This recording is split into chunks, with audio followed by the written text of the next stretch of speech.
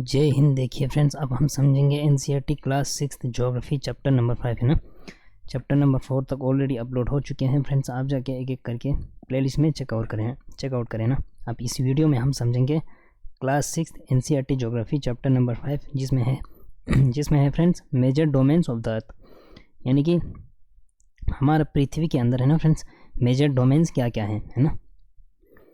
अब इसमें है ना फ्रेंड्स 4 मेजर डोमेन्स आते हैं, वो हम एक एक करके डिस्कस करेंगे, जो कि किसी भी एग्ज़ाम के पर्सपेक्टिव्स के लिए बहुत ही ज़रूरी है। इसमें क्या क्या है ना friends, lithosphere, hydrosphere, atmosphere and biosphere. ये जब लिथोस्फीयर, हाइड्रोस्फीयर, एटमॉस्फेयर जब ओवरलैप हो जाते हैं ना फ्रेंड्स, देखिए ये आप मान के चलिए लिथोस्फीयर, इसको आप मान के चलिए एटमॉस्फेयर, इसको आप मान के चलिए हाइड्रोस्फीयर, एंड ये है ना फ्रेंड्स, इस पॉइंट को हम कहेंगे बायोस्फीयर। जब ये जो तीन है ना friends, lithosphere, atmosphere and hydrosphere, जब इन तीनों का इंटरेक्शन होता है ना, तब जाके लाइफ पॉसिबल होता है ना, इसी को हम कहते हैं बायोस्फीयर।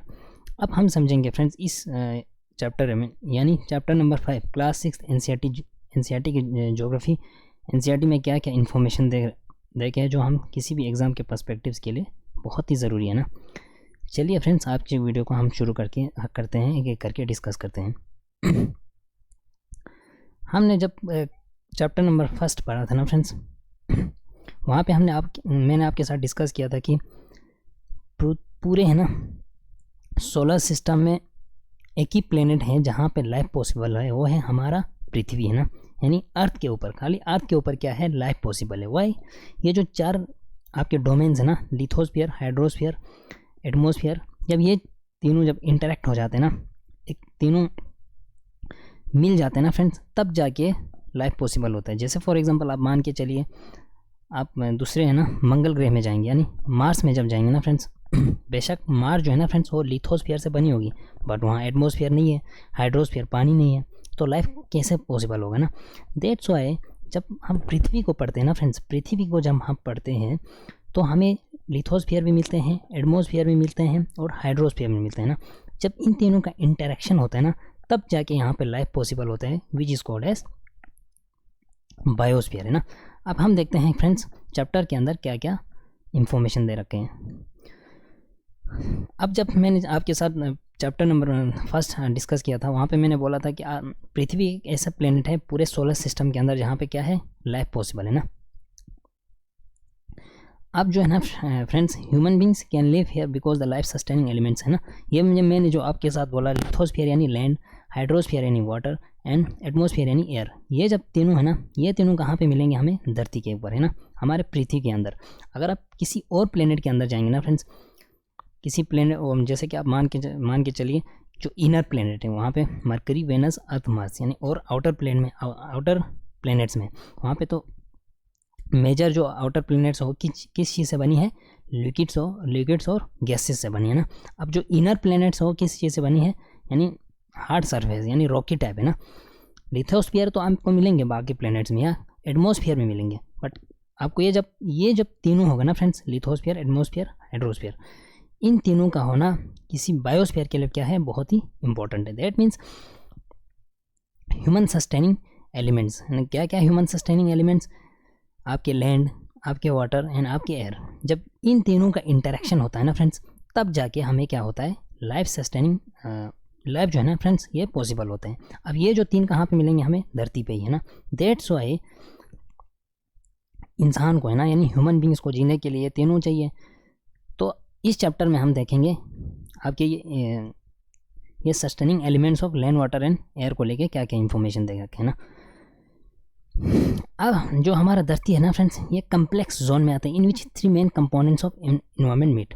अब ये 3 मेन कंपोनेंट क्या क्या है हमारे, लिथोस्फीयर, जहाँ पे हम धरती के ऊपर हम रहते हैं ना, the solid portion on the earth, यानी ज़मीन का वो पार्ट जो सॉलिड है, जहाँ पे हम इंसान रहते हैं ना।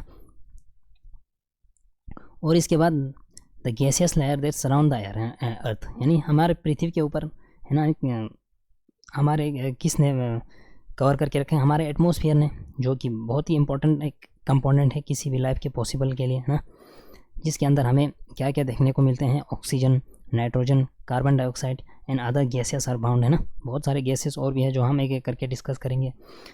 एंड क्या है ना फ्रेंड्स, धरती के ऊपर ऐसे मतलब पूरे धरती में है ना, जैसे मैंने पहले के वीडियोस में भी आपके साथ डिस्कस किया था कि हमारा जो अर्थ जो है फ्रेंड्स, इसको हम कहते हैं ब्लू प्लेनेट। वाई? जो major portion of the earth surface जो है ना वो किससे कवर है? पानी से, है ना, यानी बड़े बड़े सागर, बड़े बड़े ओशंस है, सीज है ना, सागर है, महासागर है ना। दैट्स वाई ये जो है ना फ्रेंड्स, वाटर कवर्स है very big area on the earth surface and this area is called the hydrosphere. और वो वाली एरिया धरती के ऊपर जो पानी के अंदर घेरा हुआ है ना, इसको हम कहते हैं हाइड्रोस्फीयर। अब ये जो हाइड्रोस्फीयर है ना फ्रेंड्स, इसमें खाली जो हम बोलेंगे खाली ओशंस के ही जो पानी नहीं आते इसमें, जैसे वाटर जो आइस शीट के ऊपर है ना, ग्लेशियर्स पे है, ग्लेशियर वाटर जिसको हम कहते हैं, वाटर वेपर जो एटमॉस्फेयर के अंदर भी है, इन सारों को मिला के हम क्या बोलते हैं? हाइड्रोस्फीयर। अब हाइड्रोस्फीयर का मतलब ये नहीं होता है कि खाली आपके ओशंस में कितना पानी है, आपके सीज में कितने पानी है ना, नहीं, आपके जो ग्लेशियर्स के ऊपर के पानी, आपके ग्राउंड वाटर के पानी है, आपके वाटर, इवन कि वाटर वेपर जो हमारे एटमॉस्फेयर में है ना, यानी एटमॉस्फेयर में मतलब जितने भी वाटर वेपर है ना, उन वो सारे भी किस में आते हैं? हमारे हाइड्रोस्फीयर में। यानी कि लिथोस्फीयर, एटमॉस्फेयर, हाइड्रोस्फीयर तीनों मिल के फिर बन जाते हैं हमारे बायोस्फीयर, है ना। अब ये बायोस्फीयर है क्या? Is the narrow zone where we find land water and air together. अब ये land water, land means lithos, water means hydrosphere and air means atmosphere, इन तीनों का जब मिल जाता है ना फ्रेंड्स, तब जाके हमें क्या बनता है? बायोस्फीयर। अब इन दोनों का मिलने का क्या मतलब हुआ? लैंड तो होना चाहिए भाई, उसके लिए पानी होना चाहिए, उसके लिए अलग अलग टाइप की गैसेस होना चाहिए, जैसे ज़िंदगी के लिए हमें ऑक्सीजन ज़रूरी है ना, पानी ज़रूरी है, लैंड भी ज़रूरी है। तब ये जब तीनों का इंटरेक्शन होता है ना friends, which contain all forms of life, ज़िंदगी जब इन तीनों का इंटरेक्शन हो जाता है ना, तब जाके क्या बनते हैं? हमारे बायोस्फीयर। अब ये आप याद रखिए। अब इसका क्या मतलब है ना फ्रेंड्स, देखिए, lithos means stone, atmos mean vapour and hydor means water, है ना, एंड बायोस मीन्स लाइफ। अब ये जो है ना, ये चार शब्द है ना फ्रेंड्स, ये बहुत ही ज़रूरी है। और ये जो चार शब्द ये कहाँ से आए? हमारे ग्रीक लैंग्वेज से ना। तो ये हुआ फ्रेंड्स आपके कुछ इन्फॉर्मेशन। अब हम डिस्कस करेंगे एक एक कंपोनेंट्स को लेके। सबसे पहले है फ्रेंड्स लिथोस्फीयर। अब लिथोस्फीयर हम किसको कहते हैं ना? Solid portion on the earth surface is called lithosphere, यानी कि जो धरती के सबसे ऊपर वाला टॉप लेयर है ना फ्रेंड्स, जो सॉलिड है, यानी जिसको हम, जहाँ पे इंसान रहते हैं बहुत, है ना, पूरी धरती के इंसान, आप बोलो प्लांट्स, एनिमल्स, फ्लोरा, फोना, सब किसके ऊपर रहते हैं? लिथोस्फीयर के ऊपर, है ना।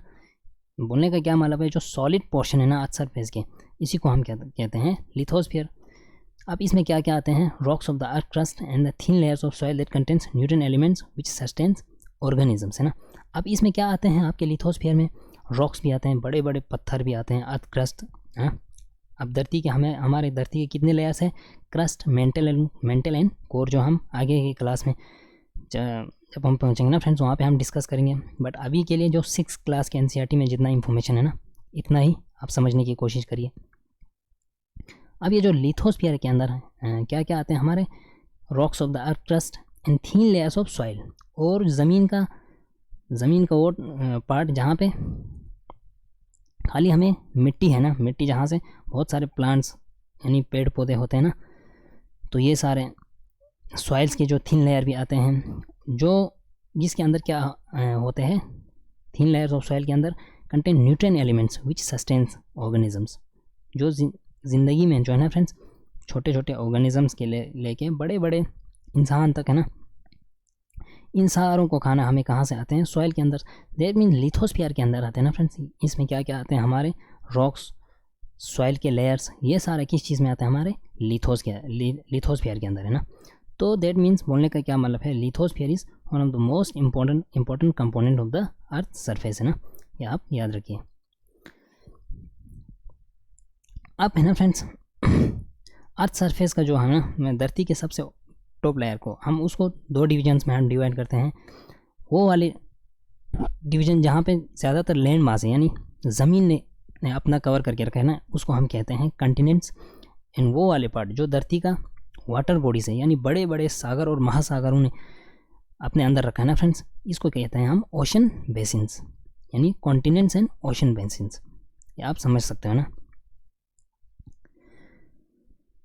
अब बहुत दुनिया के पूरी दुनिया धरती के है ना बड़े बड़े सागर और महासागर एक दूसरे से क्या है कनेक्टेड है ना।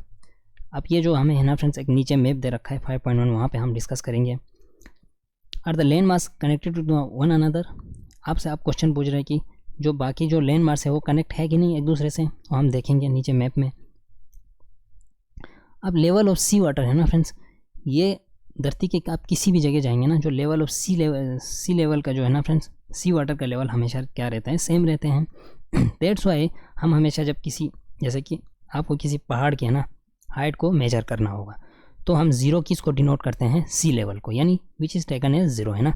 सी लेवल को हमेशा क्या माना जाता है, सी लेवल से कितना हाइट है, सी लेवल से को माना जाता है हम ज़ीरो है ना। ये चीज़ आप याद रखिए। अब यहाँ पे आप मैप दे के रखा है फ्रेंड्स, ये हमारे ओशंस है जो ब्लू कलर में ना। बोलने का क्या मतलब है, जितने भी ओशंस है ना, बड़े बड़े महासागर, ये सब क्या है एक दूसरे से इंटरकनेक्टेड है ना, एक दूसरे से इंटरकनेक्टेड है। अब बोलने का क्या मतलब है, जो लैंड मास है ना फ्रेंड्स, लैंड मास हुआ हमारा ये वाला है ना, जो धरती के ज़मीन है ना, ज़मीन का जो पार्ट है, क्या ये सब एक दूसरे से कनेक्टेड है, नहीं है ना, कोई यहाँ है कोई वहाँ है ना। तो दैट मीन्स ओशन सारे एक दूसरे से क्या है कनेक्टेड है, ये आप समझ सकते हो। नीचे हम देखेंगे फ्रेंड्स क्या क्या और इन्फॉर्मेशन है। जैसे कि जो हमने बोला था ना फ्रेंड्स, सी लेवल हमेशा क्या होता है, ज़ीरो है ना। सी लेवल को हम किसी भी जब पहाड़ को हम मेजर करते हैं तो सी लेवल को मानते हैं हम एज ज़ीरो। अब जब हम उस पर्वत को जब मेजर करते हैं ना फ्रेंड्स, तो उस सी लेवल के हिसाब से हम मेजर करते हैं। जैसे the highest mountain peak Mount Everest is 8848। अब रिसेंटली एक है ना फ्रेंड्स, आपने बहुत सारे न्यूज़ में देखा होगा कि माउंट एवरेस्ट जो है ना फ्रेंड्स, इसका थोड़ा सा हाइट बढ़ गया है ना। वो आप मुझे कमेंट में बता के बोलिए हो कितना है ना। आपने रिसेंटली अगर आप न्यूज़ के साथ थोड़ा बहुत कनेक्ट है तो है ना।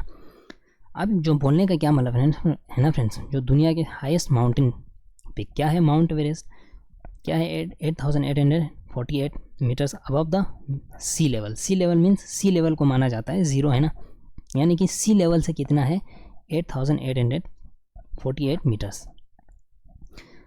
इसके बाद क्या है ना फ्रेंड्स, जो ग्रेटेस्ट डेप्थ अगर हम धरती के ऊपर सबसे डेप्थ किसी अगर चीज़ को बोलेंगे ना, वो कहाँ पे है, Mariana trench in Pacific ocean, यानी प्रशांत महासागर में। आपको फिलीपींस के एरिया में ना एक ट्रेंच मिलेंगे। ट्रेंच का मतलब हुआ फ्रेंड्स जो डीप ओशंस के जो नीचे होते हैं ना, इसको कहते हैं हम ट्रेंच है ना। अब जैसे मान के चले ये सी लेवल है, सी लेवल से इसका जो डेप्थ है ना ये है 11,022 मीटर्स।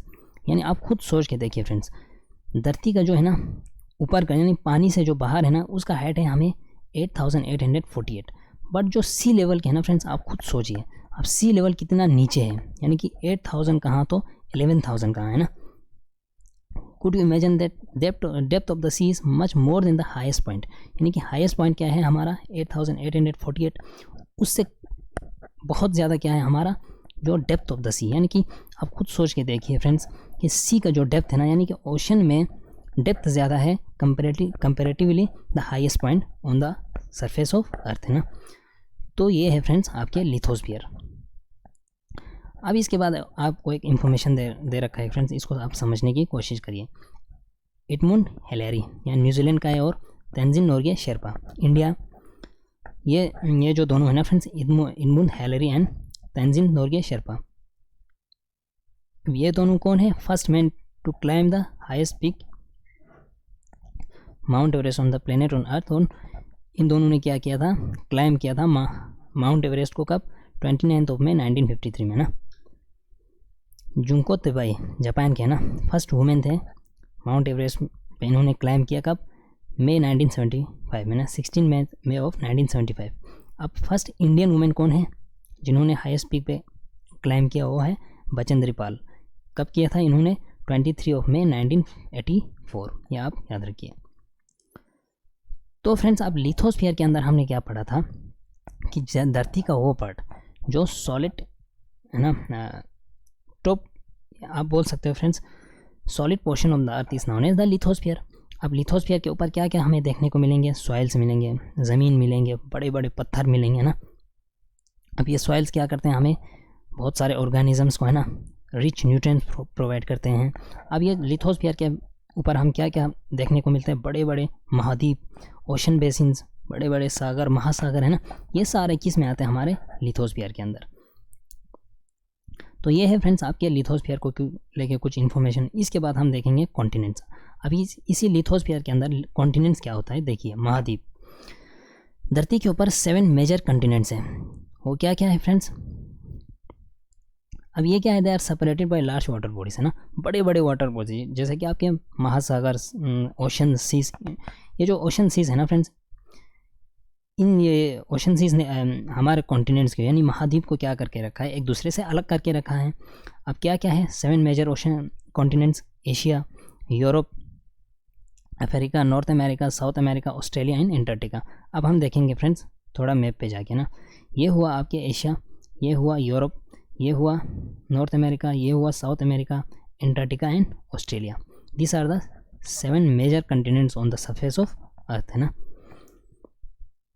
मैप पे हमने देखा, and notice the greater part of the land mass lies in the northern hemisphere. अब हमने पिछले वीडियोस में आपके साथ अच्छे से डिस्कस किया था ग्लोब को लेके ना। अब इस वीडियो में आपको इजीली समझ आना चाहिए कि फ्रेंड्स नॉर्दर्न हेमिस्फीयर कहाँ है, साउदर्न हेमिस्फीयर कहाँ है ना। ये हमें इक्वेटर हमारे पूरी धरती को 2 इक्वल पार्ट्स में डिवाइड करते हैं। ऊपर वाले को हम कहते हैं नॉर्दर्न हेमिस्फीयर और नीचे को कहते हैं हम साउदर्न हेमिस्फीयर। अब बोलने का क्या मतलब है ना फ्रेंड्स, जो मेजर लैंड मास है ना वो कहाँ पे है, इक्वेटर से ऊपर है ना। आप देख रहे होंगे बड़े बड़े लैंड मास, जैसे एशिया हुआ, नॉर्थ अमेरिका हुआ, अफ्रीका के जो आधा है ना पार्ट, वो भी कहाँ पे आते हैं, हमें नॉर्दर्न हेमिस्फीयर में। तो बोलने का मतलब है फ्रेंड्स, जो मेजर लैंड मास जो है ना, ज़मीन का टुकड़ा है ना हमारे पृथ्वी के ऊपर, वो कहाँ पे है, हमारे इक्वेटर से ऊपर, यानी इक्वेटर से नीचे है बट उतना नहीं है वो। इक्वेटर से नीचे हमें ज़्यादातर क्या देखने को मिलते हैं, हमारे ओशन से नहीं, बड़े बड़े महासागर है ना। जैसे कि एंटार्क्टिका है, एंटार्क्टिका पे तो मतलब कम ही लोग रहते हैं, या लाइफ पॉसिबल इतना नहीं है क्योंकि वो पोलर रीजन है ना। यहाँ पे हमें कुछ रिसर्च स्टेशन देखने को मिलते हैं जो हम नीचे जाके पढ़ेंगे ना। तो ये है फ्रेंड्स आपके कॉन्टिनेंट्स को लेके कुछ इन्फॉर्मेशन। अब हम एक एक कॉन्टिनेंट्स को थोड़ा बहुत डिस्कस कर लेते हैं जो आपके इस किताब में है ना। एशिया जो है ना फ्रेंड्स, ये लार्जेस्ट कॉन्टिनेंट है। It covers about 1/3 of the total land area on the earth, है ना। पूरी पृथ्वी पे, पूरी धरती के ऊपर 1/3 यानी 3 में से जो एक पार्ट है ना, वो कहाँ पे, हमारे एशिया कॉन्टिनेंट यानी एशियन कॉन्टिनेंट है ना। अब एशियन कॉन्टिनेंट को थोड़ा हम मैप में देखेंगे फ्रेंड्स। ये हुआ आपके एशिया। एशिया में हमारे प्यारे भारत भी आते हैं, चाइना, रशिया के जो आधा पार्ट वो भी आते हैं। अब जो रशिया है ना फ्रेंड्स, रशिया इतना बड़ा है कि धरती पूरे वर्ल्ड में सबसे बड़ा कंट्री कौन सा है, हमें रशिया। अब रशिया को है ना फ्रेंड्स, रशिया के जो आधा पार्ट है ना वो आते हैं यूरोप में, है ना। इसीलिए दैट्स वाई इस रीजन को हम क्या कहते हैं, यूरेशिया, है ना, यूरोप और एशिया। अब रशिया में अगर मतलब आप थोड़ा रशिया के मैप को खोल के देखेंगे ना, वहाँ पे एक माउंटेन आते हैं जिसको कहते हैं हम उराल माउंटेन, है ना। यही उराल माउंटेन के जो इस साइड वाला रशिया आता है ना, वो जाते हैं यूरोप में, और इस साइड के सारे आते हैं ना, ये आते हैं किसमें, हमारे एशिया में। यानी कि एशिया दुनिया का सबसे बड़ा कॉन्टिनेंट है ना। अब पूरी पृथ्वी के, पूरी धरती के ऊपर 3 में से 1/3 की किसके अंडर है, एशिया के अंडर। और ये जो कॉन्टिनेंट है ना फ्रेंड्स एशिया, ये पूरा किस में आते हैं, ईस्टर्न हेमिस्फीयर में ना। जब हमने आपके साथ ग्लोब डिस्कस किया था, वहाँ पे हमने ये 0 डिग्री है जिसको हम प्राइम मेरिडियन बोलते हैं, इस साइड वाले ईस्टर्न और ईस्टर्न है इस साइड वाले वेस्टर्न। बोलने का क्या मतलब है ना फ्रेंड्स, जो हमारे एशियन कॉन्टिनेंट है जो पूरा किसके अंदर आते हैं, हमारे ईस्टर्न हेमिस्फीयर में ना। और tropic of cancer passes through this continent ना। जो ट्रॉपिक ऑफ कैंसर है ना फ्रेंड्स, ये पास होते हैं कहाँ से, हमारे एशिया कॉन्टिनेंट से ना। ये आप देखिए, ये है हमारे ट्रॉपिक ऑफ कैंसर, ये ट्रॉपिक ऑफ कैंसर, ये आप देखिए। आप खुद है ना फ्रेंड्स, आई होप आपने एक एटलस खरीद के रखा होगा फ्रेंड्स। आपको हमेशा जब ज्योग्राफी पढ़ते हो ना, तो हमेशा आपके साथ क्या होना चाहिए, ये एटलस है ना, हमेशा साथ होना चाहिए। दैट्स वाई जब ज्योग्राफी पढ़ते हो ना, साथ में हमेशा एटलस खोल के रखें, तब जाके आपको चीज़ें इजीली समझ आ जाएंगी। अब जो ये यूरोप के साथ हमारा है ना फ्रेंड्स, यूरोप के साथ एशिया जो है ना, वो कहाँ से सेपरेट होते हैं, Ural mountain on the west. Figure 5.1 में आपको उराल माउंटेन दिखा के रखा है ना। अब जो वो लैंड मास वो ज़मीन का पार्ट जहाँ पे यूरोप और एशिया है ना फ्रेंड्स कंबाइन हो रहते हैं ना, उसको हम कहते हैं यूरेशिया, जो कि मैंने आपको बोला। जैसे कि रशिया का आधा पार्ट कहाँ पे जा रहा है, यूरोप में, आधा पार्ट मेजर जो पार्ट है ना वो कहाँ आ रहा है, एशिया में। दैट्स वाई इसको हम क्या कहते हैं, यूरोशिया है ना, यूरोशिया। यूरोशिया मीन्स यूरोप में प्लस एशिया, ये आप समझ सकते हो। इसके बाद है फ्रेंड्स आपके यूरोप। अब यूरोप जो है ना friends much smaller than Asia, मतलब बोलने का क्या मतलब है ना, यूरोप जो है ना वो बहुत ही छोटा है। मीन्स सबसे छोटा तो हमारा ओशियानिया है जिसको हम ऑस्ट्रेलिया बोलते हैं ना। सेकेंड स्मॉलेस्ट कॉन्टिनेंट कौन सा है हमारा, यूरोप है ना। अब ये जो यूरोप है ना फ्रेंड्स ये वेस्ट ऑफ एशिया, एशिया के पश्चिम साइड से हमें देखने को मिलते हैं ना। ये हुआ यूरोप और एशिया और ये है हमारे यूरोप। यानी यूरोप जो है ना फ्रेंड्स वो एशिया की किस साइड से है, पश्चिम साइड से, यानी कि वेस्ट साइड से है ना। अब जो ये आर्कटिक सर्कल है ना फ्रेंड्स, आर्कटिक सर्कल कहाँ से पास होते हैं, हमारे यूरोप से ना। ये आप याद रखिए, आर्कटिक सर्कल एंटार्कटिक, ये मैंने आपको पिछले वीडियो में आपके साथ अच्छे से डिस्कस किया था, यहाँ पे फिर से नहीं करना चाहूँगा फ्रेंड्स। आई होप आपने पिछले सारे वीडियोस देखा होगा। अब ये जो है ना फ्रेंड्स यूरोप को 3 साइड से किसने घेरा है, वाटर बॉडीज़ ने। अब हम थोड़ा देखेंगे वाटर बॉडीज़ कौन कौन सा है। ये हुआ आपके आर्कटिक ओशन, ये हुआ आपके अटलांटिक ओशन, ये हुआ आपके मेडिटेरियन सी है ना। अब इसके अंदर बहुत सारे छोटे छोटे वाटर बॉडीज़ आते हैं, छोटे नहीं मतलब सी जिसको हम कहते हैं, सागर है ना, जैसे ब्लैक सी, काला सागर हुआ। अभी जो रशिया और यूक्रेन का जो युद्ध चल रहा है ना फ्रेंड्स, ब्लैक सी को लेके बहुत ज़्यादा हमें न्यूज़ में देखने को मिलता है ना। दैट मीन्स जो यूरोप जो है ना वो 3 साइड से किसने घेरा है, वाटर बॉडीज़ ने ना। ये आप समझ सकते हो, Atlantic Ocean, Arctic Ocean and Mediterranean Sea है ना। यानी कि नीचे से थोड़ा बहुत ब्लैक सी भी थोड़ा आ रहा है ना। आई होप आपने आगे एटलेस खरीद के रखा होगा फ्रेंड्स। एटलेस की विदाउट एटलेस ज्योग्राफी में आपको चीज़ें समझने में थोड़ा मुश्किल होता है। अब यहाँ पे बोला है फ्रेंड्स वर्ल्ड मैप को अपने पास रखिए और देखिए कि यूरोप कहाँ से है और इनके वाटर बॉडीज़ को आप थोड़ा लोकेट करने की अपने हिसाब से कोशिश करिए। इसके बाद है फ्रेंड्स हमारे अफ्रीका जो है ना फ्रेंड्स वो सेकंड लार्जेस्ट है। फर्स्ट कौन सा है, एशिया। सेकंड जो सबसे बड़ा कॉन्टिनेंट है वो है हमारा अफ्रीका है ना। अब क्या है ना फ्रेंड्स, अफ्रीका का अपने आप में एक अलग फीचर है। क्या है ना फ्रेंड्स, जो इक्वेटर है ना हमारे पृथ्वी, ये हुआ फॉर एग्जांपल इक्वेटर जो है ना फ्रेंड्स, क्या होते हैं इक्वेटर अफ्रीका को क्या करते हैं, इक्वल है ना। यानी कि अफ्रीका के बीचों बीच से क्या जा रहा है, इक्वेटर जा रहा है। अब क्या है ना friends, a large part of the Asia lies in the northern hemisphere, यानी कि इक्वेटर के जो ऊपर वाले पार्ट है ना जिसको हम नॉर्दर्न हेमिस्फीयर बोलते हैं। अफ्रीका के जो मेजर रीजन है ना कहाँ पे हमें देखने को मिलते हैं, नॉर्दर्न हेमिस्फीयर के अंदर। यानी इक्वेटर से जो ऊपर वाले के एरिया है ना फ्रेंड्स, अफ्रीका का जो कॉन्टिनेंट है ना ज़्यादातर हमें नॉर्दर्न हेमिस्फीयर में देखने को मिलते हैं। फिगर 5.1 में आप जाके देखिए, थोड़ा बहुत हम देखेंगे फ्रेंड्स। अब ये है हमारा इक्वेटर, अब खुद देखिए इक्वेटर से ये वाला ऊपर वाला पार्ट है ना इसमें ज़्यादातर हमें अफ्रीकन कॉन्टिनेंट, अफ्रीका का जो कॉन्टिनेंट देखने को मिलते हैं। और नीचे वाले पार्ट में भी है बट उतना नहीं है कंपेरेटिवली द नॉर्दर्न हेमिस्फीयर है ना। यानी कि अफ्रीका जो है ना फ्रेंड्स वो ज़्यादातर किस में फॉल कर रहा है, नॉर्दर्न हेमिस्फीयर में। ये आप याद रखिए। इसके बाद क्या है ना फ्रेंड्स, बोला है कि फिगर 5.1 में हमने थोड़ा बहुत देखा। अब tropic of cancer, equator and tropic of capricorn, यही मैं बोल रहा था फ्रेंड्स। अफ्रीका जो है ना अपने आप में इनका अलग फीचर है। यानी कि बोलने का क्या मतलब है ना फ्रेंड्स, अब देखिए ट्रॉपिक ऑफ कैंसर भी अफ्रीका से पास हो रहा है, इक्वेटर भी अफ्रीका से पास हो रहा है और ट्रॉपिक ऑफ कैप्रिकॉर्न भी पास हो रहा है। यानी कि पृथ्वी के जो ऊपर जो हमें इंपॉर्टेंट लैटिट्यूड्स देखने को मिलता है ना फ्रेंड्स, ये तीनों कहाँ से पास हो रहे हैं, हमारे अफ्रीका से ना। दैट मीन्स इनका अलग, अफ्रीका कॉन्टिनेंट जो है ना फ्रेंड्स इसका अलग एक फीचर यही है ना। इसके बाद है हमारा नॉर्थ अमेरिका। फर्स्ट सबसे क्या बोलते हैं ना फ्रेंड्स, लार्जेस्ट कॉन्टिनेंट कौन सा है, हमारा एशिया, फिर है यूरोप। अब जो थर्ड लार्जेस्ट है ना ये है हमारे नॉर्थ अमेरिका। नॉर्थ अमेरिका क्या है ना फ्रेंड्स, थर्ड लार्जेस्ट कॉन्टिनेंट है पूरी धरती के ऊपर। अब ये जो नॉर्थ अमेरिका के बाद जो हमारे साउथ अमेरिका आता है ना, साउथ अमेरिका अपने आप में क्या है, कॉन्टिनेंट है। आप कंफ्यूज हो जाते हैं कि अमेरिका है ना, अमेरिका एक अलग कंट्री है ना, USA, United states of America. अब नॉर्थ अमेरिका और साउथ अमेरिका, नॉर्थ अमेरिका अलग एक कॉन्टिनेंट है, महाद्वीप, और साउथ अमेरिका अपने आप में एक कॉन्टिनेंट है। ये आप याद रखिए ना।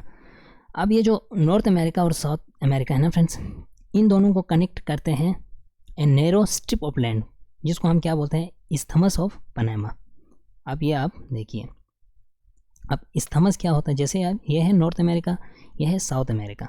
ये जो है ना friends narrow strip of land, यानी कि आप मान के चलिए ये एक ज़मीन का टुकड़ा है, ये एक ज़मीन का टुकड़ा है, अब इन दोनों को मिला रहा है एक स्ट्रिप ऑफ लैंड, यानी इसको कहते हैं हम स्ट्रिप ऑफ लैंड।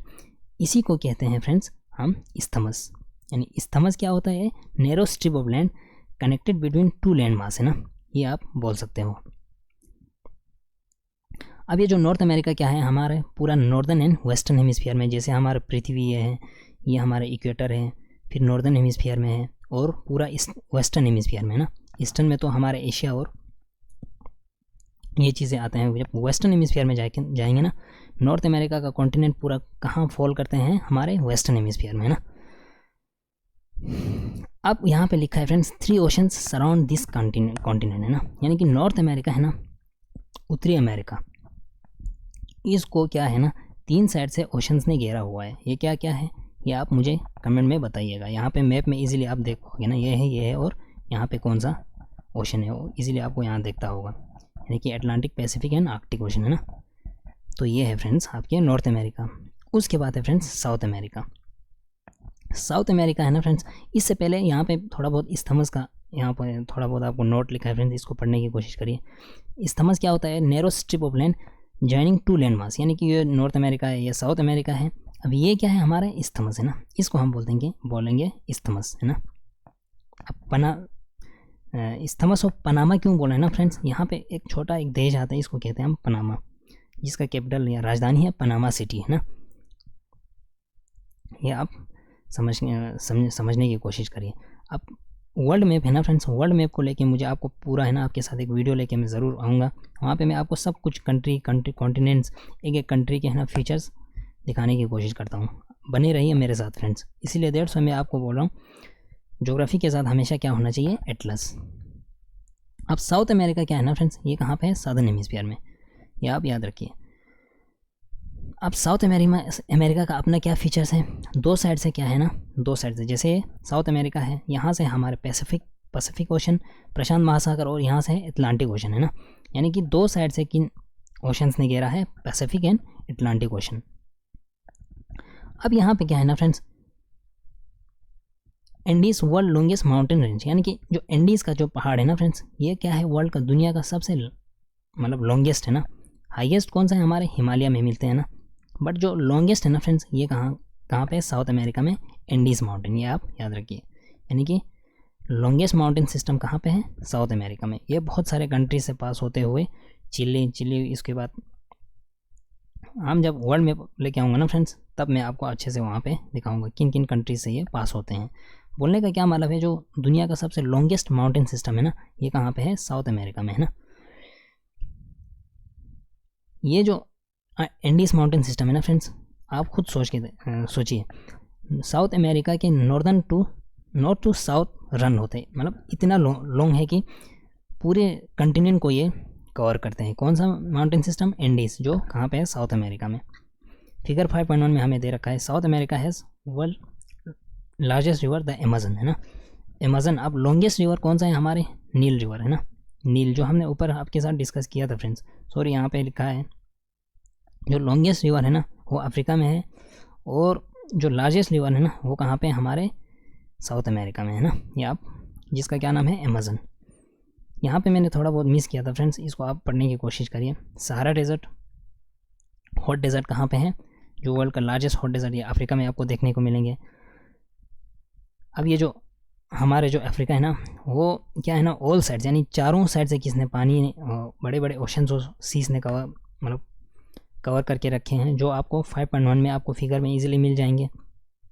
और दुनिया का लॉन्गेस्ट रिवर आपको नील फ्लोज थ्रू अफ्रीका है ना। Notice where the equator, tropic of Cancer. अब tropic of Cancer, tropic of Capricorn and tropic of जो इक्वेटर है ना, तीनों हमारे कहाँ से पास होता है? अफ्रीका से, जो हमने आपके साथ अच्छे से डिस्कस किया। तो ये है फ्रेंड्स आपके साउथ अमेरिका। साउथ अमेरिका का अपना क्या फीचर है? जो दुनिया का longest mountain system south America में है, दुनिया का लार्जेस्ट रिवर साउथ अमेरिका में है अमेजन के नाम से, और जो आपके लॉन्गेस्ट जो माउंटेन सिस्टम है ना वो बहुत, यानी कि पूरे नॉर्थ टू साउथ, यानी उत्तर से लेके पश्चिम तक, दक्षिण तक है ना, पूरा कवर करते हैं हमारे ये एंडीज माउंटेन सिस्टम पूरे साउथ अमेरिका में। ये है फ्रेंड्स आपके कुछ फीचर्स, ये आप याद रखिए। उसके बाद है फ्रेंड्स हमारे ऑस्ट्रेलिया। ऑस्ट्रेलिया क्या है? Smallest continent that lies entirely in the southern hemisphere. Australia जब हम देखेंगे ना फ्रेंड्स, ये आप देखिए मैप पे हम थोड़ा जाएंगे, ये जो है ना ऑस्ट्रेलिया, ये कहाँ पे है? पूरा साउदर्न हेमिस्फीयर में।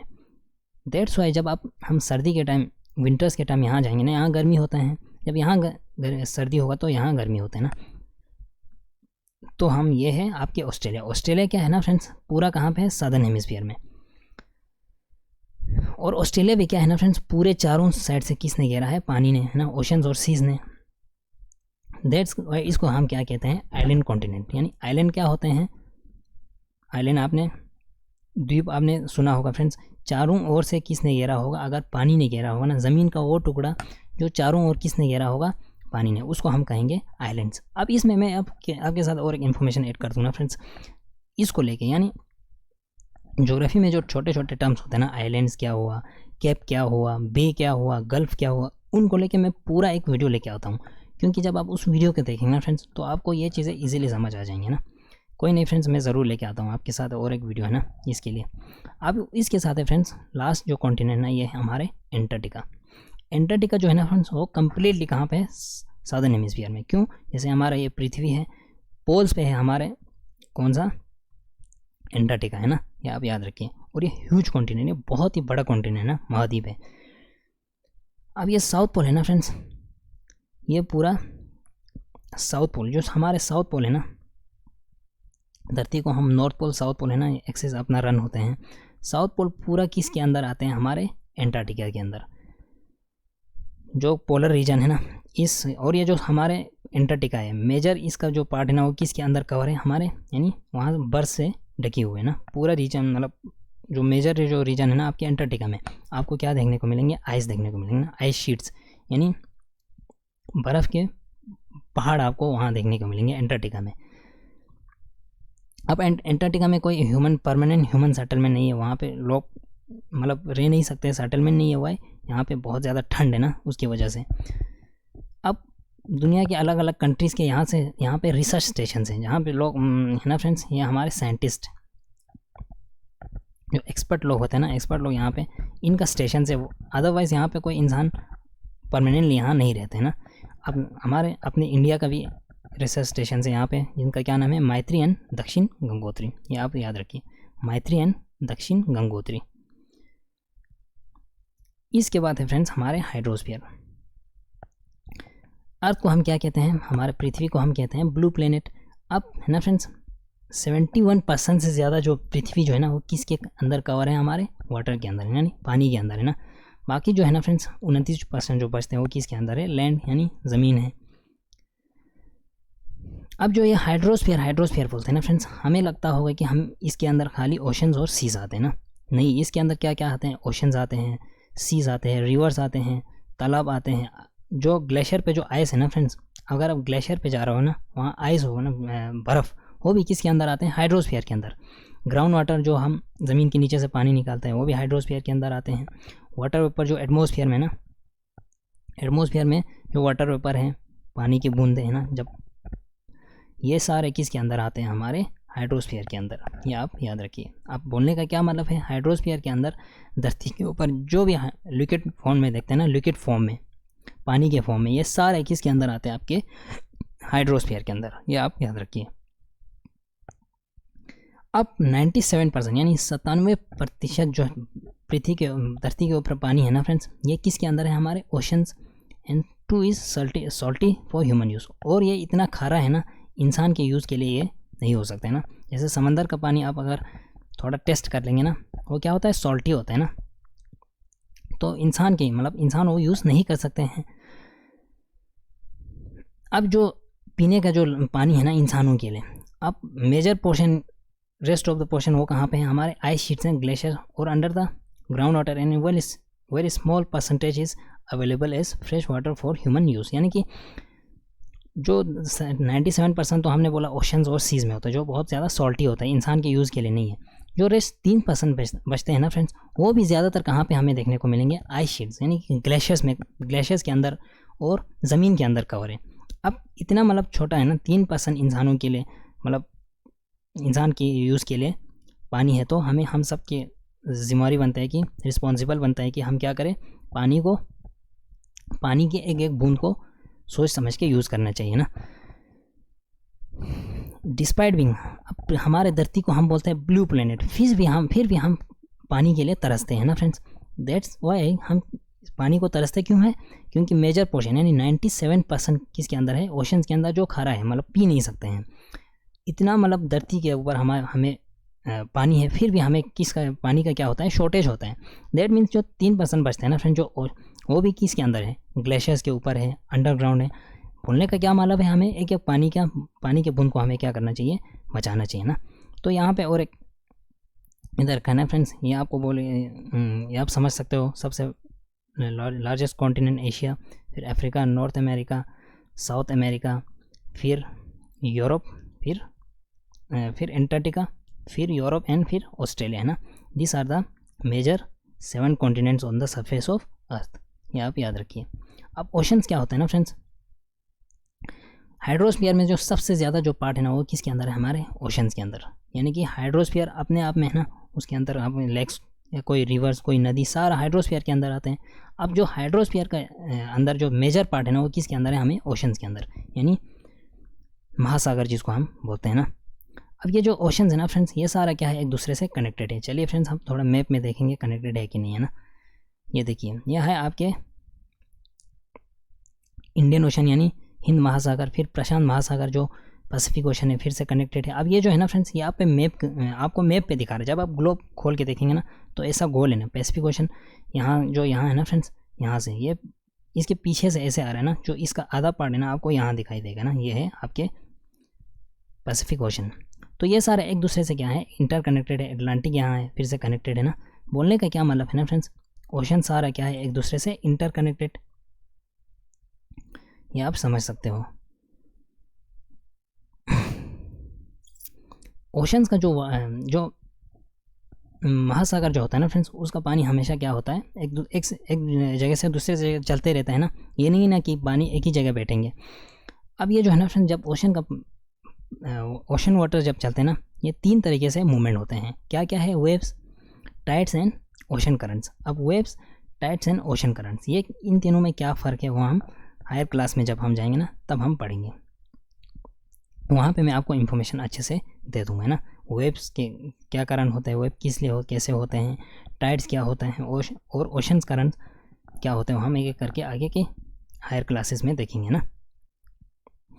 अब धरती के ऊपर 5 मेजर ओशन है, क्या क्या है हमारे, Pacific ocean, Atlantic ocean, Indian ocean, Southern ocean और आर्कटिक ओशन, जो हमें फिगर 5.1 में दे रखा है, वो आप देख सकते हैं ना। पैसिफिक जो है ना friends, Pacific ocean is the largest ocean. अब इन सारे ओशन में से या महासागर में से सबसे बड़ा कौन है, हमारे प्रशांत महासागर यानी पैसिफिक ओशन है ना। It is separated over 1/3 of the earth, यानी पूरी धरती के 1/3 यानी 3 में से जो है ना फ्रेंड्स, पूरी धरती के 3 में से जो एक है ना, 3 में से एक पार्ट किसके अंदर है, हमारे पैसिफिक ओशन के अंदर। आप खुद सोच सकते हैं ना कि पैसिफिक ओशन कितना बड़ा लार्जेस्ट ओशन है ना। अब मरियाना ट्रेंच जो हमने बोला, डीपेस्ट जो पूरी धरती का जो पॉइंट है ना वो कहाँ पे है, मरियाना ट्रेंच, जो हमने ऊपर देखा 11,000, ये जो मैंने आपको अभी डिस्कस किया था ना फ्रेंड्स, 11,022 मीटर, जो पूरी धरती के सबसे डीपेस्ट पॉइंट है ना वो कहाँ पे है, आपके पैसिफिक ओशन के अंदर है ना। ये आप सोचिए, मतलब समझने की कोशिश करिए। अब उसके बाद क्या है ना friends, Pacific ocean is almost circular in shape, यानी कि ये पूरा क्या है, मतलब ज़्यादातर पैसिफिक ओशन सर्कुलर, यानी सर्कुलर आप समझ सकते हो। Asia, Australia, north and south America surrounded, यानी कि जो हमारा एशिया है, हमारा ऑस्ट्रेलिया है, नॉर्थ एंड साउथ अमेरिका है जो ना, किससे घेरा है, हमारे पैसिफिक ओशन ने। आप मैप में आप खुद को देखना होगा, और the location of the continents around the Pacific ocean. ये जो 4 कॉन्टिनेंट्स है ना, Asia, Australia, north and south America, इसको आपको मैप में लोकेट करना होगा फ्रेंड्स कि कहाँ कहाँ से घेरा है पैसिफिक ओशन है ना। अटलांटिक जो है ना फ्रेंड्स, ये सेकेंड लार्जेस्ट ओशन है इन द वर्ल्ड है ना। पहले है हमारे प्रशांत महासागर पैसिफिक, उसके बाद है अटलांटिक ओशन। जो अटलांटिक ओशन है ना फ्रेंड्स, ये क्या आपको किस शेप में देखने को मिल सकते हैं, एस शेप में ना, इस तरह। आप थोड़ा हम मैप में आपको दिखाऊंगा एस शेप में कैसा है। ये देखिए फ्रेंड्स, ये है एस शेप में इस तरह है ना, एस शेप में। तो बोलने का क्या मतलब है ना फ्रेंड्स, आपके अटलांटिक ओशन जो है ना वो सेकेंड, एक मिनट फ्रेंड्स मैं आपको थोड़ा, अटलांटिक ओशन क्या है, second largest ocean in the world है ना, और किस शेप में हमें को देखने को मिलता है, एस शेप में।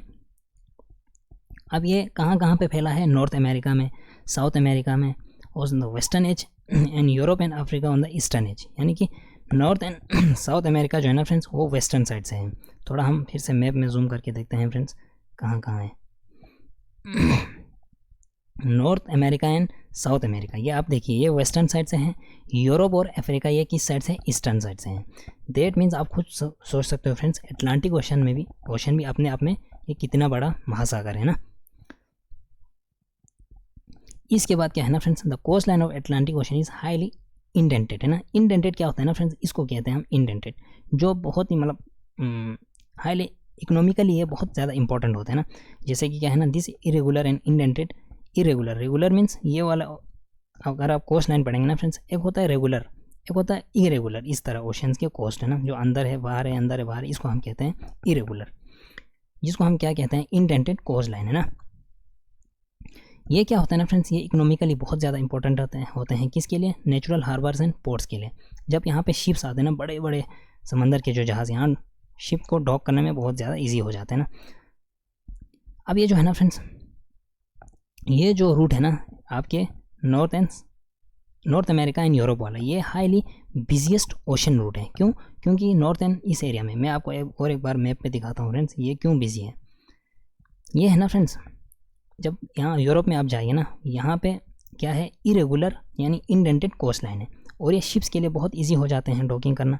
इसलिए दैट्स वाई ये जो रूट है ना ये हाईली बिजिएस्ट है। इसमें इतने मतलब ट्रेड होते हैं ना फ्रेंड्स, हाथ से बहुत ज़्यादा यहाँ पे ट्रेड होते हैं, और हज़ारों की तादाद में ये शिप्स यहाँ पे चलते रहते हैं। और ये इकोनॉमिकली बहुत ही बिजिएस्ट ओशन रूट है, ये आप समझ सकते हो। ये कहाँ पे, हमारे अटलांटिक ओशन में ना।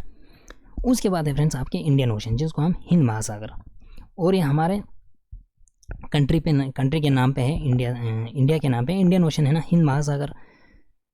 अब ये जो हिंद महासागर है ना फ्रेंड्स, इसका शेप क्या है, ट्रायंगुलर शेप है ना, रफली ट्रायंगुलर शेप है ना।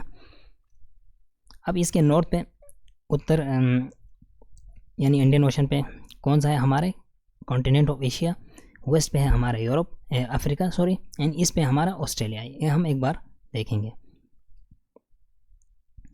नॉर्थ पे है हमारा एशिया, वेस्ट पे है अफ्रीका, एंड ईस्ट पे है हमारा ऑस्ट्रेलिया। ये जो तीन कॉन्टिनेंट है ना फ्रेंड्स, ये किसको सराउंड करके रखा है, इंडियन ओशन को है ना, ये आप समझ सकते हो। इसके बाद है फ्रेंड्स हमारे, इसके बाद है Southern Ocean. Southern Ocean encircles the continent of Antarctica and extends northward to 60 degree south latitude है ना। यानी कि जो 60 डिग्री साउथ लैटिट्यूड, जब आप मैप ऊपर है ना फ्रेंड्स, आप खुद आप देख सकते हो, जो northward to 60 degree southward latitude, यानी कि 60 डिग्री जो हमारे लैटिट्यूड है ना, वहाँ तक ये क्या फैला हुआ है, हमारे सदर्न ओशन है ना। यानी कि एंटार्क्टिका जो कॉन्टिनेंट ना, the southern ocean encircle the continent of Antarctica. Antarctica जो कॉन्टिनेंट है फ्रेंड्स, उसको घेरा हुआ है, और ये कहाँ तक जाते हैं, 60 डिग्री साउथ लैटिट्यूड, यानी जो आप ऊपर मैप में देखेंगे ना 60 डिग्री तक जाते हैं हमारे सदर्न ओशन है ना, ये आप खुद देख सकते हो। इसके बाद है फ्रेंड्स आर्कटिक ओशन। आर्कटिक कहाँ पे है, आर्कटिक सर्कल में। आर्कटिक सर्कल क्या होता है वो मैंने आपको पिछले वीडियो में अच्छे से डिस्कस किया था। और ये कहाँ पे हमारे आर्कटिक ओशन, नॉर्थ पोल पे। साउथ पोल पे क्या है, हमने जो कौन सा कॉन्टिनेंट आता है, कॉन्टिनेंट एंटार्क्टिका। अब ये जो आर्कटिक ओशन है फ्रेंड्स, ये कहाँ आता है, पूरा नॉर्थ पोल पे ना। अब ये जो आर्कटिक ओशन है ना फ्रेंड्स, ये किसके साथ कनेक्टेड है, पैसिफिक ओशन के साथ। Narrow stretch of shallow water known as Bering Strait. जो बेरिंग स्ट्रेट है ना फ्रेंड्स, बेरिंग स्ट्रेट में थोड़ा आपको, ये है आपके बेरिंग स्ट्रेट है ना, बेरिंग स्ट्रेट यहाँ पे है ना। अब ये बेरिंग स्ट्रेट्स में किसके साथ कनेक्टेड है, Pacific, sorry friends, sorry Bering Strait ये नहीं है, सॉरी बेरिंग स्ट्रेट यहाँ होगा है ना फ्रेंड्स। जब आप ग्लोब उठा के देखेंगे ना, तो इस रीजन में आते हैं हमारे बेरिंग स्ट्रेट, ये है बेरिंग स्ट्रेट। बोलने का क्या मतलब है, जो ये आर्कटिक ओशन है ना फ्रेंड्स, ये किसके साथ कनेक्टेड है, हमारे पैसिफिक ओशन के साथ। और ये कहाँ पे कनेक्टेड है, बेरिंग स्ट्रेट पे है ना। ये आप समझ सकते हो। इसके बाद है फ्रेंड्स हमारे, उसके बाद है एटमॉस्फेयर, और it is bound by northern coast of North America and Eurasia. और ये किसको बाउंड करके हैं, मतलब नॉर्थ अमेरिका एंड यूरेशिया, यानी यूरेशिया आप देख सकते हो फ्रेंड्स, जो यूरेशिया मीन्स यूरोप और एशिया के जो मिला के हम बोलते हैं, उसके उत्तर वाले पार्ट और नॉर्थ अमेरिका के उत्तर वाले पार्ट को किसने घेरा के रखा है, हमारे आर्कटिक ओशन ने। ये आप सोच सकते हो, समझ सकते हो ना।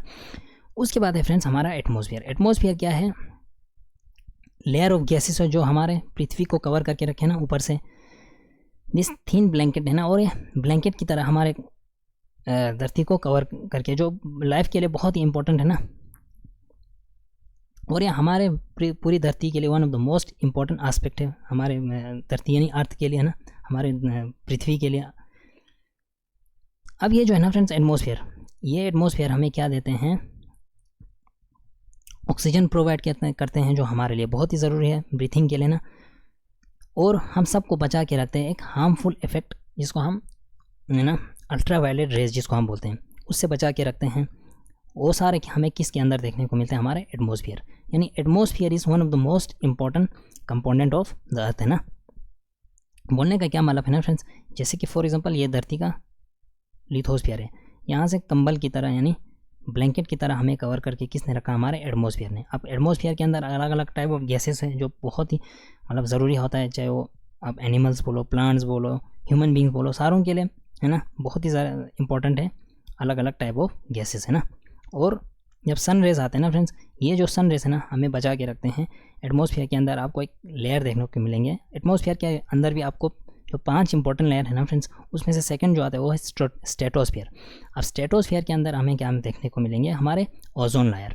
यही ओजोन लेयर जो है ना फ्रेंड्स, ये हमारे किसके पार्ट है, एटमॉस्फेयर के अंदर, जो हमें किससे बचा के रखते हैं, अल्ट्रावायलेट रेस जो हमारे सूरज से आते हैं ना, इसी चीज़ से हमें बचा के रखते हैं। ये भी हमें कहाँ पे हमारे एटमॉस्फेयर के अंदर है ना, वायुमंडल के अंदर। तो ये है फ्रेंड्स आपके एटमॉस्फेयर के बारे में। ये कहाँ तक एक्सटेंड होता है, जैसे ये ज़मीन है, ये एटमॉस्फेयर के लेयर है, कहाँ तक एक्सटेंड है, 1600 किलोमीटर ऊपर तक है ना। अब इसके 5 लेयर्स है, जैसे कि किसके हिसाब से हम वो डिवाइड करते हैं कि इसका कंपोजिशन क्या है, उसके अंदर क्या क्या है। जैसे फॉर एग्जांपल स्ट्रेटोस्फीयर के अंदर क्या है, ट्रोपोस्फीयर के अंदर क्या है, स्ट्रेटोस्फीयर के अंदर क्या है, मेसोस्फीयर, थर्मोस्फीयर, एक्सोस्फीयर। और ये कंपोजिशन के अंदर है ना, कंपोजिशन के हिसाब से हम डिवाइड करते हैं। टेम्परेचर क्या क्या देखने को मिलेंगे, जैसे ट्रोपोस्फीयर में कौन सा कितना टेम्परेचर है, स्ट्रेटोस्फीयर में का टेम्परेचर क्या रहते हैं, इन सब के हिसाब से हम क्या करते हैं, पूरी धरती के जो वायुमंडल जो है ना फ्रेंड्स, उसको 5 लेयर में डिवाइड करते हैं। एंड बहुत सारे अदर प्रॉपर्टीज़ इसमें क्या क्या है वो हम हायर की क्लासेस में हम अच्छे से पढ़ना है ना। अब ये जो है ना फ्रेंड्स, ये जो लेयर्स ये कहाँ से शुरू होते हैं, अर्थ सरफेस से। जैसे सबसे पहले आते हैं हमारे अर्थ सरफेस पे, सबसे जो पहला लेयर है ना, ये है हमारे ट्रोपोस्फीयर, फिर है stratosphere, mesosphere, thermosphere and exosphere. अब जो हमारे एटमॉस्फेयर में के अंदर सबसे जो मेनली जो गैसेस आते हैं वो है नाइट्रोजन एंड ऑक्सीजन। अब ये नाइट्रोजन और ऑक्सीजन दोनों मिला के कितने परसेंट है, कितने प्रतिशत है, 99 है ना, जो जिसको हम क्या बोलते हैं, क्लीन ड्राई एयर है ना, ये आप याद रखिए। That means nitrogen and oxygen कितने परसेंट है, 99% है ना। और इनमें से जो है ना फ्रेंड्स 78% कौन सा है, हमारे खाली नाइट्रोजन है ना, और 21% क्या है, ऑक्सीजन। इन अदर गैसेस जैसे कार्बन डाइऑक्साइड हुआ, आर्गन हुआ, ये सारे मिलके कितने परसेंट है, 1% है ना, खाली 1% बाई वॉल्यूम है ना। वॉल्यूम के हिसाब से खाली 1% क्या क्या है हमारे अदर गैसेस, बाकी 78% नाइट्रोजन, 21% ऑक्सीजन। अब ऑक्सीजन तो बहुत ज़रूरी है हमारे ब्रीथिंग के लिए ना, मतलब हमें क्या सबसे ज़्यादा जो गैस है जो इम्पोर्टेंट है इंसानों की, मतलब ऑक्सीजन है जो हमारे ब्रीथिंग के लिए बहुत ही इंपॉर्टेंट है ना। अब नाइट्रोजन भी अपने आप में बहुत ही इंपॉर्टेंट है, किसके लिए, for the growth of living organisms के लिए है ना। तो इस तरह से आपके कार्बन डाइऑक्साइड भी बहुत ही ज़रूरत है, जो मिनट अमाउंट बहुत ही कम इसका कार्बन डाइऑक्साइड है ना फ्रेंड्स, ये बहुत ही मतलब कम मात्रा में है ना आपको एटमॉस्फेयर के अंदर।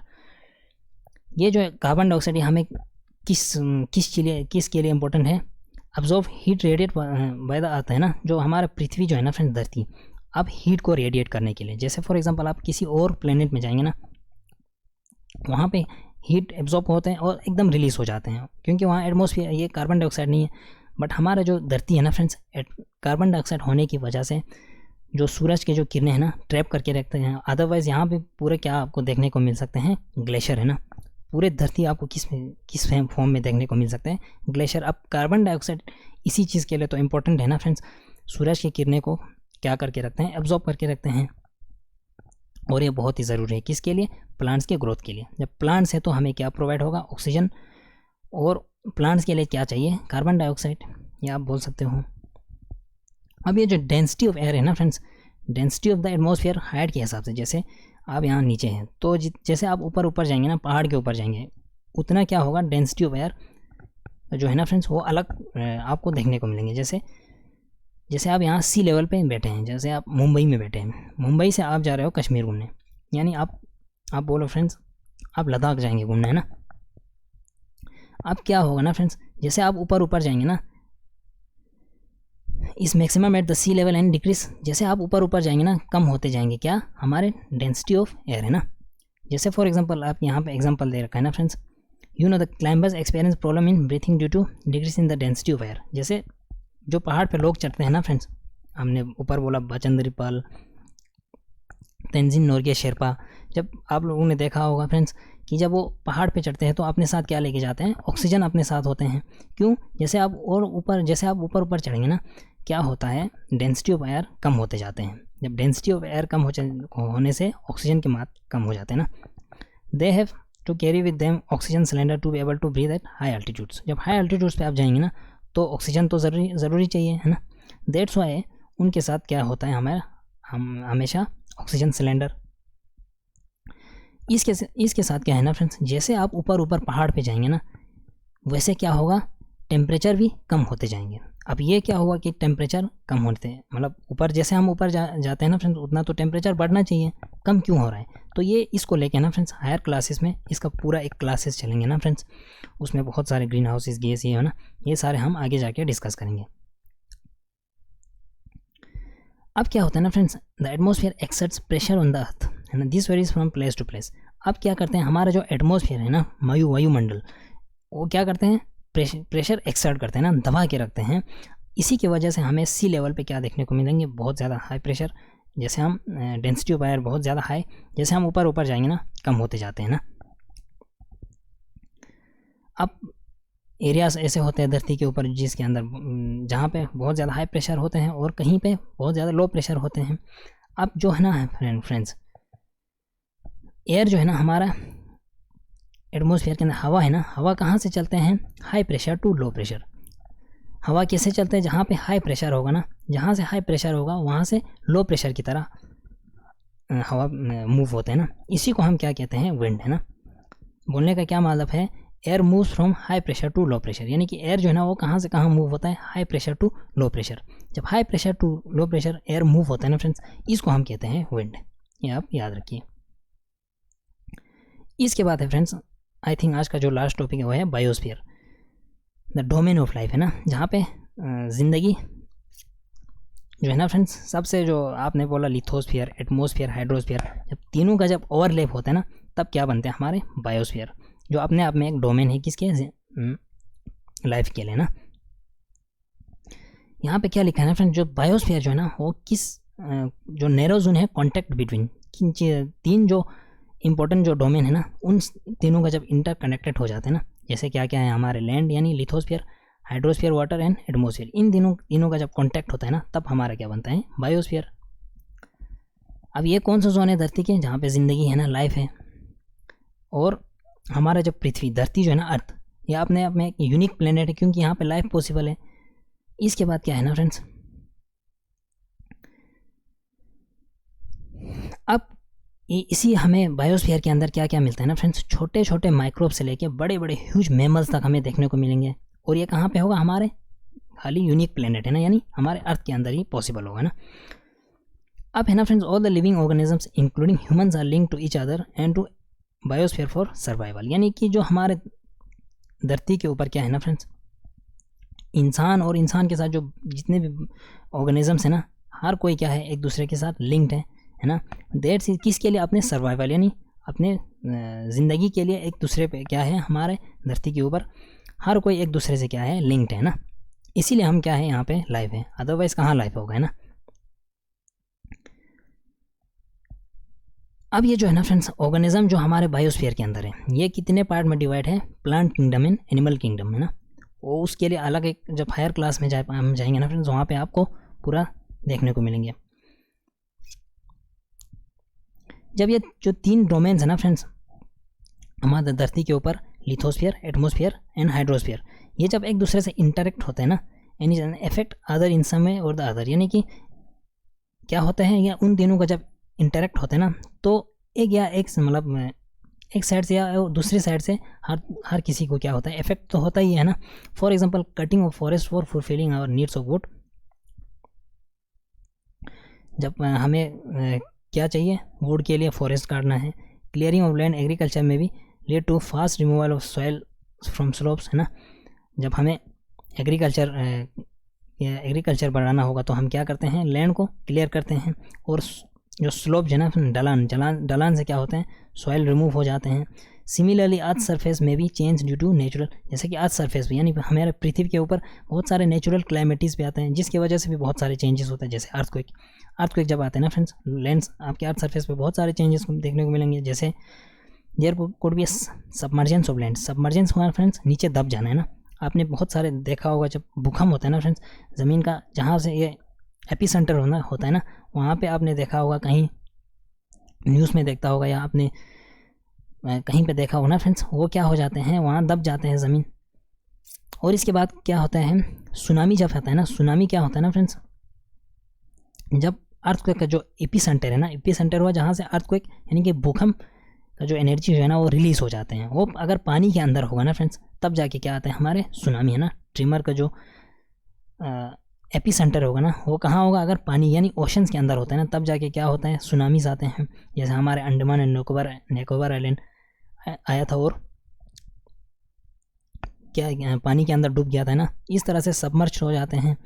डिस्चार्ज ऑफ, यानी कि हमारे बहुत सारे हम वेस्ट मटेरियल हम कहाँ फेंकते हैं, लेक्स में, तालाब में फेंकते हैं, रिवर्स में फेंकते हैं, तब जाके हमें क्या होता है ना फ्रेंड्स, इंसान जो है ना, इंसान क्या है ना, जो हमारे पानी के जो पीने का लायक है ना फ्रेंड्स, 3% है, उसको भी हम क्या करते हैं, गंदा करके सब कुछ गंदा कर देते हैं। ये हमारा रिस्पॉन्सिबल है कि हमें सारे वाटर बॉडीज़ को क्या करना चाहिए, हमें अच्छे से रखना चाहिए ना। और इसके साथ क्या क्या होते हैं, जब हम हमारे सारे वेस्ट कहाँ फेंकेंगे, जैसे आप नदियों में फेंकते हो, लेक्स में बहुत सारे गंदगी जाते हैं ना फ्रेंड्स, हमारे साथ साथ हम बहुत सारे अदर फॉर्म्स ऑफ लाइफ को क्या करते हैं, डैमेज करते हैं। इसके साथ क्या होता है ना friends, emission from industries, thermal power plants and vehicles, बड़े बड़े फैक्ट्रीज से पोल्यूशन निकलते हैं, कार्बन डाइऑक्साइड। अब जो कार्बन डाइऑक्साइड का एक अपना एक नॉर्मल है ना फ्रेंड्स, जब इसका बहुत ज़्यादा बढ़ जाता है ना, तो क्या होता है, ग्लोबल वार्मिंग, जो आज के टाइम पे एक बर्निंग इशू है ना फ्रेंड्स, पृथ्वी का जो टेम्परेचर जो है ना, दिन ब दिन बढ़ते जा रहे हो, ग्लेशियर्स पिघलते जा रहे हैं। तो इस तरह से हमें इन चीज़ों में नज़र रखना चाहिए ना। Carbon dioxide is an important constituent of air, अपने आप में एक बहुत ही इंपॉर्टेंट है। क्योंकि हमें सन का तो रेस चाहिए, क्योंकि अगर सन का रेस नहीं मिलेंगे तो फिर पूरा ग्लेशियर बन जाएंगे ना। जब ज़्यादा हो जाएंगे ना फ्रेंड्स, तब जाके क्या होगा, increase amount of CO2 leads to increase in ना ग्लोबल टेम्परेचर। पूरी पृथ्वी का जो पूरी धरती का टेम्परेचर जो है ना फ्रेंड्स, वो बढ़ जाएंगे। बढ़ जाने से क्या होगा, हमारे ग्लोबल वार्मिंग आएंगे। ग्लोबल वार्मिंग होने से क्या होगा, ग्लेशियर्स पिघल जाएंगे। ग्लेशियर्स पिघलने से क्या होगा, ग्लेशियर्स ख़त्म हो जाएंगे, पानी की किल्लत हो जाएंगे, बहुत कुछ होता है ना फ्रेंड्स, वो आप खुद समझ सकते हो। There is thus need to limit the use of resources. और पृथ्वी के ऊपर या धरती के ऊपर जितने भी नेचुरल रिसोर्सेज है ना, ऊपर वाले ने हमें बहुत सारे रिसोर्सेज दे रखा है, उसको लिमिट वे में यूज़ करना चाहिए। जिसको हम कहते हैं सस्टेनेबल डेवलपमेंट, है ना। सस्टेनेबल डेवलपमेंट को हमें अचीव करना चाहिए, किसके लिए, बैलेंस रखने के लिए between balance of nature between the domains of, किस चीज़ के लिए, ये जो डोमेन्स है ना, लिथोस्फीयर, एटमोस्फीयर, हाइड्रोस्फीयर, इन तीनों को बैलेंस रखना चाहिए ना फ्रेंड्स। कहीं पे हमने लिथोस्फीयर को कम कर दिया, इसमें कुछ गड़बड़ी कर दिया, या एटमोस्फीयर में कुछ गड़बड़ी कर दिया, जैसे आप बोल रहे हो ग्लोबल वार्मिंग हो गया, तो ग्लोबल वार्मिंग होने से क्या होगा, जो बाकी जो हाइड्रोस्फीयर, लिथोस्फीयर और सबसे ज़्यादा बायोस्फीयर पर तो इफेक्ट आना ही आना है। और जैसे आप हाइड्रोस्फीयर में जब बहुत सारे हम वेस्ट अपने है ना लेक्स में फेंकते हैं, रिवर्स में फेंकते हैं, तो बाकी जो है ना चीज़ें सब पे है ना बायोस्फीयर पे इफेक्ट होगा। इस तरह से इन चीज़ों को हमेशा, इन तीनों को बैलेंस रखने के लिए हमेशा हमें क्या करना चाहिए, लिमिट वे में रिसोर्सेज को यूज़ करना चाहिए। तो ये है फ्रेंड्स आपके चैप्टर नंबर 5, जो अपने आप में एक इंपॉर्टेंट चैप्टर था, है ना। इसमें मैंने है ना फ्रेंड्स फास्ट रीडिंग किया, क्योंकि हमें जाके आगे फिर इस चैप्टर को है ना हायर क्लास में अच्छे से पढ़ना है। मिलेंगे नेक्स्ट वीडियो में, तब तक के लिए थैंक यू एंड जय हिंद।